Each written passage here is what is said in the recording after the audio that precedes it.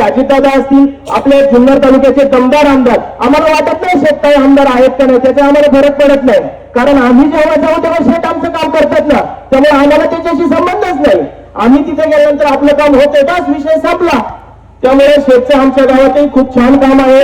तुम्ही पारगावमध्ये या, पारगावचं रंगरूप पण शेतनी बदलून टाकलेलं आहे. तसंच शेतचा माणूस आहे, मी तुम्हाला गॅरंटी देतो, शेतकऱ्याचं 5 वर्षाच्या दोन्ही जणांचं रंगरूप बदलून टाकायची जबाबदारी आणि ती धन्यवाद शेतमध्ये आहे. कारण त्यांच्या सोबत माननीय श्री अतुल शेठ बेनके असतील, त्या सर्वांचा आशीर्वाद घेण्यासाठी ते या ठिकाणी आले आहेत. प्रचाराचा नाव बोलून आजपासून ते सुरुवात करणार आहेत.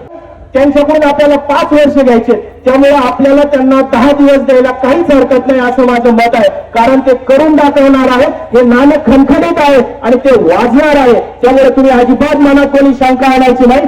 येत्या होईल आपल्या निवडणुकीमध्ये 5 तारखेला घड्याळाच्या चित्रासमोरचं बटन दाबून आपण ह्या 3 उमेदवारांना विजयी करा आणि 7 तारखेला गुलाल युवराज शेठ आपलाच असेल याची मी ग्वाही देतो व या ठिकाणी थांबतो. धन्यवाद. हे भविष्य माझ्या हाती, मी प्रचंड आशावादी.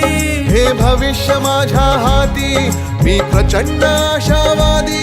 मी राष्ट्रवादी, मी महाराष्ट्रवादी.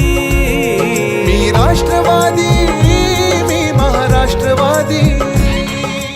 बोरी खोडद जिल्हा परिषद गटाच्या राष्ट्रवादी काँग्रेस पक्षाच्या कार्यक्षम, अधिकृत आणि लोकप्रिय उमेदवार